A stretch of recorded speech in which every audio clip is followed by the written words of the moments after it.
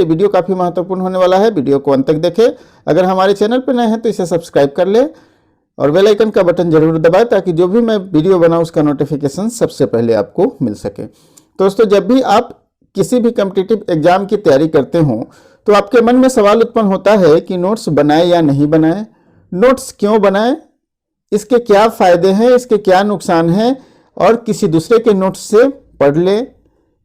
तो ये सभी प्रश्नों का जवाब इस वीडियो में आपको मिल जाएगा। तो सबसे पहला है कि जो भी टॉपर्स हैं वो स्पष्ट रूप से जब भी अपनी इंटरव्यू में बोलते हैं या फिर किसी भी तरह के ओकेजन पर बोलते हैं या फिर किसी को एडवाइस देते हैं तो उसमें वो जरूर बताते हैं कि हमें नोट्स बनाकर तैयारी करना चाहिए। ठीक है, तो किसी भी एग्जाम की तैयारी करते हो आप, वो एग्जाम ऑब्जेक्टिव टाइप्स का हो या सब्जेक्टिव टाइप्स का हो। ठीक है, मतलब ऑब्जेक्टिव और सब्जेक्टिव यही दो तरह के एग्जाम होते हैं। तो ऑब्जेक्टिव टाइप का हो या सब्जेक्टिव टाइप का हो, पीटी एग्जाम हो या फिर मेंस एग्जाम हो, नोट्स एक बहुत ही महत्वपूर्ण रोल प्ले करता है। नोट्स जो है वो एक महत्वपूर्ण भाग होता है आपके तैयारी का। तो नोट्स बनाना बहुत ही आवश्यक है। क्यों बनाना आवश्यक है और नोट्स क्यों बनाया जाए तो इसको जान लेते हैं। तो नोट्स क्या है कि बहुत लोगों के दिमाग में ये बातें होती है कि नोट्स बनाने में काफ़ी टाइम बर्बाद हो जाता है। ठीक है, तो शुरुआती दौर में तो आपको ऐसा लगेगा कि टाइम बर्बाद हो रहा है, लेकिन ये टाइम बर्बाद होना नहीं है, एक टाइम सेविंग है। क्योंकि आपको जब नोट्स बन जाएगा एक बार तो वो आपको कई बार रिवाइज करने में काम आएगा। क्योंकि आप किसी भी नोटबुक या टेक्स्ट बुक को आप सभी को बार बार नहीं पढ़ सकते हैं, तो वैसे सिचुएशन में आपको नोट्स ही मदद करेगा उसको रिवीजन करने में। तो शुरू में ऐसा लगेगा आपको कि काफ़ी समय लग रहा है, टाइम बर्बाद हो रहा है, लेकिन एक्चुअली वो टाइम बर्बाद नहीं होता है, वो आपके आगे के टाइम को सेव करता है और साथ साथ आपको आगे के जो भी तैयारी होगा उसको काफ़ी एक संजीवनी का काम करता है। ठीक है, क्योंकि आप जानते हैं कि आप सिर्फ पढ़ते जाते हैं, अगर नोट्स तैयार नहीं करते हैं और सिर्फ पढ़ते जाते हैं तो वो आपके दिमाग में ज़्यादा समय तक नहीं रख पाते हैं। लेकिन जब आप लिखते हुए पढ़ते हैं, मतलब नोट्स बनाते हुए पढ़ेंगे, तो वो ज़्यादा समय तक याद रह पाएगा। ठीक है, इसलिए नोट्स बनाते समय सभी पहलू पर बल देता है आदमी। क्योंकि जब भी आप किसी भी विषय को नोट्स बनाते हैं तो आप एक दो बुक से पढ़ते हैं और गहनता से पढ़ते हैं। पढ़ने के बाद तब आप उसका नोट्स तैयार करते हैं तो आप उसके सभी पहलुओं पर बल देते हैं। इसलिए ये एक आपका संजीवनी बूटी की तरह काम करता है। आजकल देखा जा रहा है कि प्रत्येक एग्जाम में जो भी प्रश्न पूछने की प्रवृत्ति है वो डायरेक्ट प्रश्न नहीं आते हैं, वो क्या है कि अवधारणात्मक प्रश्न पूछे जा रहे हैं। तो अवधारणात्मक प्रश्न बनाने के लिए आपको डिटेल में पढ़ना जरूरी है और डिटेल में पढ़ेंगे तभी जाकर आप नोट्स भी सही बना पाएंगे। इसलिए कहेंगे हम कि खुद का नोट्स बनाइए, तभी ये आपके लिए वरदान साबित होगा और सही तरीके से आप रिवाइज कर पाएंगे। तो अब आगे है कि खुद का नोट्स क्यों बनाएं, नोट्स बनाने के फायदे नुकसान क्या है, क्यों ना हम दूसरे के नोट्स से पढ़ ले। बहुत सारे लोगों के मन में ये आता है कि क्यों ना हम दूसरे के नोट्स से पढ़ ले, हम खुद का नोट्स क्यों बनाएं, क्यों इतना समय बर्बाद करें। तो दोस्तों ये जान लीजिए कि दूसरे बैचलरेट पार्टी में कई पैक पीने के बाद टीना का फियोंसे उसे पार्टी से अपने घर ले गया। थोड़ी देर के बाद जब टीना थोड़े होश में आई तो उसे कमरे में किसी के होने का आभास हुआ। वहां पर कोई दूसरे का नोट्स जो है वो आपको एक पोटली की तरह है। जिस तरह से लोग दूसरे का पोटली ढोता है उसी तरह से आप दूसरे के पोटली ढोने का काम करेंगे, क्योंकि उससे आपका कॉन्सेप्ट क्लियर नहीं हो जाएगा। वो जो भी नोट्स बनाया हुआ रहता है उससे आपका जो आधे अधूरे समझ ही विकसित हो पाएंगे। ठीक है, कॉन्सेप्ट क्लियर नहीं हो पाएगा। ऐसे सिचुएशन में आप क्या कर पाएंगे कि आप जानते हुए प्रश्न को भी गलत बना पाएंगे। ठीक है, तो वैसी सिचुएशन में दूसरे का नोट्स आपके लिए काफ़ी नुकसानदेह हो जाएगा। अब इसको आप एक एग्जाम्पल से समझिए कि दूसरे का नोट्स किस तरह से पोटली है, किस तरह से आपके लिए नुकसानदेह है। तो दोस्तों 4 दोस्त थे, ठीक है, और ये चारों यूपीएससी या किसी भी कॉम्पिटिटिव एग्जाम की तैयारी कर रहे थे। चारों ग्रेजुएट थे, लेकिन चारों का जो ग्रेजुएशन का जो सब्जेक्ट था वो अलग अलग था। एक जनरल बीए के कैंडिडेट थे, आर्ट से बीए किए थे, दूसरा साइंस से बीए किए थे, तीसरा स्टूडेंट जो था वो इंजीनियरिंग का स्टूडेंट था और चौथा स्टूडेंट जो था वो मेडिकल का स्टूडेंट था। तब आप सोच रहे होंगे कि ये चारों स्टूडेंट ग्रेजुएट हैं ही, लेकिन चारों अपना अलग अलग नोट्स बनाते हैं। ठीक है, अलग अलग नोट्स बनाते हैं। इसलिए अलग अलग नोट्स बनाते हैं कि चारों की आईक्यू में काफ़ी डिफरेंस हो जाएगा। ठीक है, सपोज कीजिए कि आप अगर आर्ट का स्टूडेंट है तो आपको आर्ट की समझ ज़्यादा बेहतर तरीके से होगी, तो आप आर्ट का नोट्स काफ़ी अच्छे तरीके से बना पाएंगे। और नोट्स में क्या करेंगे कि वैसे चीज़ जो आप जानते हैं उसको स्किप कर जाएंगे। तो वैसी सिचुएशन में साइंस वाले स्टूडेंट के लिए नुकसानदेह हो जाएगा, क्योंकि बहुत सारी चीज़ को आपने स्किप कर दिया है, तो ये साइंस वाले स्टूडेंट के लिए नुकसानदेह हो जाएगा। साइंस वाले स्टूडेंट अगर साइंस का नोट्स बनाते हैं तो वो बहुत सारे मैटर्स को स्किप कर देंगे, क्योंकि उनको बहुत सारी चीज़ें ध्यान में रहती है।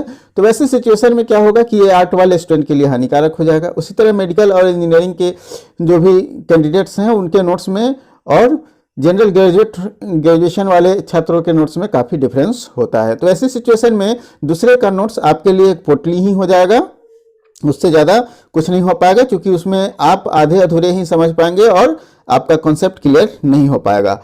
अब इस चीज़ को समझिए कि दूसरे का जो सोचने का, जो भी स्टूडेंट्स हैं प्रत्येक को सोचने का तरीका अलग अलग है, उनका आईक्यू लेवल अलग अलग है, तो वो अपने तरीके से ही नोट्स बनाएंगे। ठीक है, पढ़ने का तरीका भी बहुत लोग का अलग अलग होता है, बहुत सारे लोगों का पढ़ने का तरीका अलग अलग होता है, शॉर्ट्स करने का तरीका भी अलग अलग होता है। इसको भी ध्यान में रखेंगे, क्योंकि बहुत सारे होते हैं लोग, क्योंकि ये क्या करते हैं कि जब शॉर्ट्स करते हैं किसी भी नोट्स को बनाने के लिए, तो वो बहुत सारे मैटर्स को स्किप कर जाते हैं या फिर वैसे मैटर्स को लिखते नहीं हैं जो उन्हें ध्यान में है। को रिलेट करने का भी तरीका अलग अलग होता है, क्योंकि आप जानते ही हैं कि नोट्स जब भी बनाएंगे तो आप एक दूसरे घटनाओं को एक दूसरे से को रिलेट करेंगे। तो वैसे सिचुएशन में को रिलेट करने का भी टेक्निक अलग अलग हो जाता है। इसलिए आप क्या करेंगे कि दूसरे का नोट्स जब भी आप लेंगे तो ये सभी चीज़ें आपको काफ़ी नुकसान कर जाएगी और नोट्स बनाने का तरीका भी अलग अलग हो जाएगा। डेफिनेट है कि जब उनका आईक्यू लेवल अलग होगा, सोचने का तरीका अलग होगा, तो नोट्स बनाने का भी तरीका डेफिनेट रूप से अलग होगा। तो वैसी सिचुएशन में दूसरे का नोट्स जो है आपके लिए काफ़ी खतरनाक साबित हो जाएगा और आप दूसरे के नोट्स को पढ़ के आप एग्जाम क्वालिफाई नहीं कर पाएंगे। अब नोट्स कैसे बनाना है, ठीक है, नोट्स कैसे बनाना है इसको आगे हम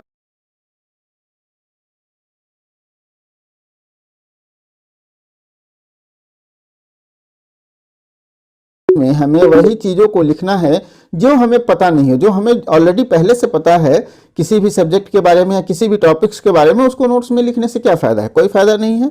नोट्स में उन सभी बातों को आपको स्किप कर जाना है जो आप पहले से जानते हैं।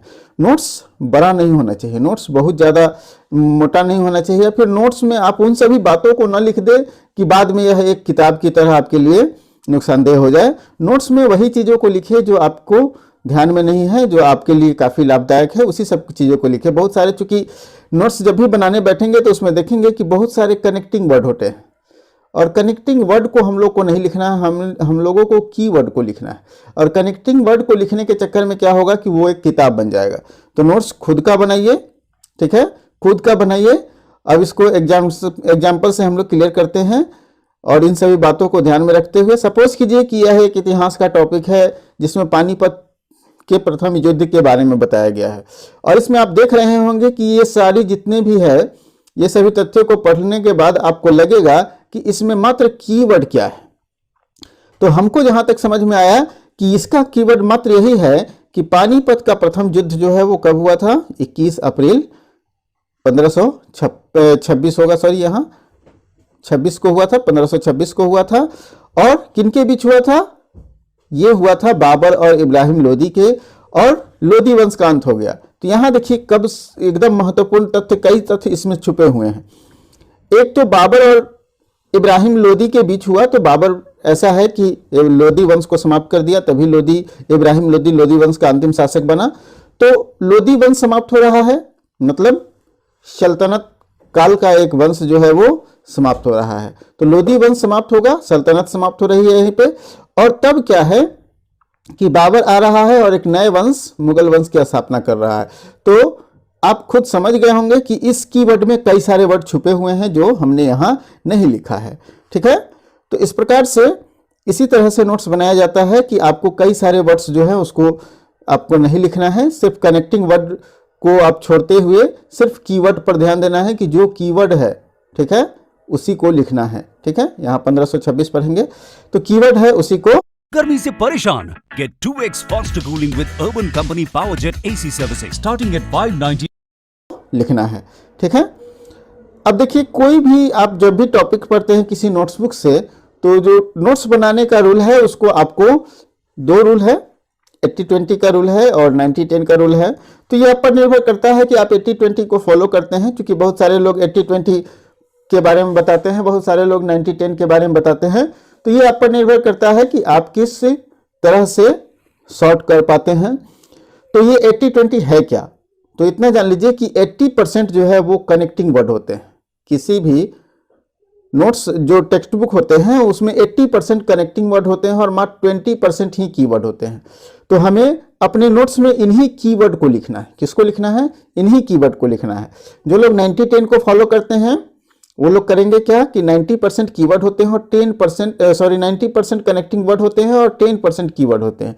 तो इसी 10% को ही अपने नोट्स में लिखना है, मात्र इस 10% को। तो सोचिए अगर एक मोटी सी बुक को आप 25 से 30 पेज में लिख सकते हैं, एक बड़ी सी टॉपिक्स को एक पेज में लिख सकते हैं, तो ये है आपका नोट्स बनाने का सही तरीका, ये पीटी एग्जाम के लिए। ठीक है, क्योंकि मैं पीटी और मेंस दोनों के लिए बताने वाला हूं, तो मेंस एग्जाम के लिए आप नोट्स कैसे बनाएंगे इसके लिए भी मैं बताऊंगा आगे। ठीक है, अब देखिए पीटी एग्जाम के लिए आप जो नोट्स बनाते हैं, ठीक है, पीटी एग्जाम के लिए जो एमसीक्यूज टाइप का होते हैं, मल्टीपल चॉइस का, तो उसमें क्या कीजिए कि नोट्स को आप पॉइंट के फॉर्म में लिखिए। ठीक है, पॉइंट के फॉर्म में लिखिए। महत्वपूर्ण तथ्यों को हाईलाइट करने का प्रयास कीजिए। आप एक हाईलाइटर रखिए या फिर अंडरलाइन कर सकते हैं, या फिर जैसे आप जब भी नोट्स बनाने बैठे तो आप 2-3 तरह के कलर के पेन ले, ठीक है, और उस एक पेन से आप लिखें, उससे जो भी महत्वपूर्ण तथ्य हो उसको अंडरलाइन कर सकते हैं, या फिर आप हाईलाइटर भी रख सकते हैं, उससे हाईलाइट कर सकते हैं। जब भी नोट्स बनाने बैठे तो एकदम ध्यान रहे कि आप माइंड मैप का यूज करें। माइंड मैप ड्रॉ करेंगे तो बहुत सारे चीज जो है उसी माइंड मैप में ही आ जाते हैं, तो वो आपको काफ़ी मेमोराइज करने में और आपको रिकॉल करने में काफ़ी मदद करता है माइंड मैप। ठीक है, तो माइंड मैप को आप जरूर ड्रॉ करने का प्रयास करें। दूसरी बात है कि आप टॉपिक्स को कोरिलेट करिए। जैसे पानीपत के युद्ध है तो प्रथम युद्ध, द्वितीय युद्ध और तृतीय युद्ध, ये तीनों को कोरिलेट करने का प्रयास कीजिए। ठीक है, कि इसमें कौन से चीज है जो कॉमन है जिसके कारण ये घटनाएं हो रही है। तो ये कोरिलेट करके जैसे ही आप करेंगे ना, तो इससे क्या होगा कि आपको और सारे कीवर्ड्स को आप सॉर्ट कर पाएंगे और सारे कीवर्ड्स को आप मतलब अंडरस्टैंड कर पाएंगे। ठीक है, बहुत सारे शब्दों अपने शब्दों में, नोट्स जो है वो हमेशा अपने शब्दों में होना चाहिए। ठीक है, इसीलिए हम कहें कि दूसरे का नोट्स आपके लिए पोटली हो जाएगा। नोट्स में आप माइंड मैप के साथ साथ डायग्राम का भी यूज कर सकते हैं। डायग्राम में भी बहुत सारे तथ्य आपको एक साथ समझ में आ जाएगा। जैसे अगर कला बना रहे हैं तो कला के अगर सिर्फ उसका फिगर बना दे तो उसी में आपको सब कुछ समझ में आ जाएगा किस कला कैसे है। या फिर जैसे आप किसी भी वंश के बारे में पढ़ रहे हैं तो उसके लिए आप क्या कीजिए कि वंशावली बना दीजिए, कौन कब आया, ठीक है, कब किस पर आक्रमण किया। तो इस तरह से आप डायग्राम बनाकर बनाएंगे तो डेफिनेट रूप से आपको लंबे समय तक याद रह पाएगा। ठीक है, अब आप सब्जेक्टिव एग्जाम जो देते हैं, सब्जेक्टिव एग्जाम जब देने जाते हैं मेंस एग्जाम, तो उसके लिए आप कैसे नोट्स बनाएंगे।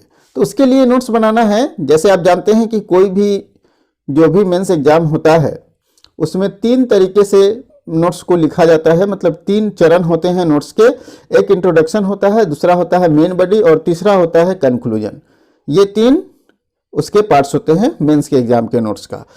तो आप क्या करेंगे कि इन तीनों पार्ट्स को आप अच्छी तरह समझ रहे हैं। अब क्या करेंगे कि जब भी आप इंट्रोडक्शन लिखें तो इंट्रोडक्शन को बहुत बड़ा नहीं लिखें।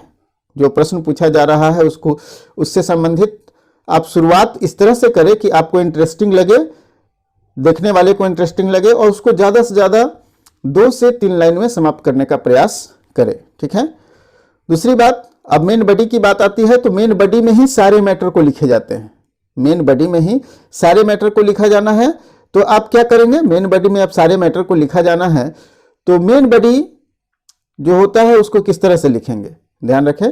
मेन बॉडी को जब भी आप लिखने बैठे तो मेन बॉडी को पॉइंट वाइज लिखने का प्रयास करें। ठीक है, मेन बॉडी में आप डायग्राम यूज करें। मेन बॉडी में आप क्या करेंगे कि जो भी चीज घट रही है वर्तमान में उससे कोरिलेट करके आप लिखने का प्रयास करेंगे। ठीक है, जैसे अगर कृषि के बारे में पूछा जा रहा है तो वर्तमान में कृषकों का मतलब किसानों का जो आंदोलन है उसके साथ उसको जोड़ कर लिखिए। ठीक है, उसके बाद अद्यतन आंकड़े का प्रयोग जरूर करें नोट्स में, इससे आपको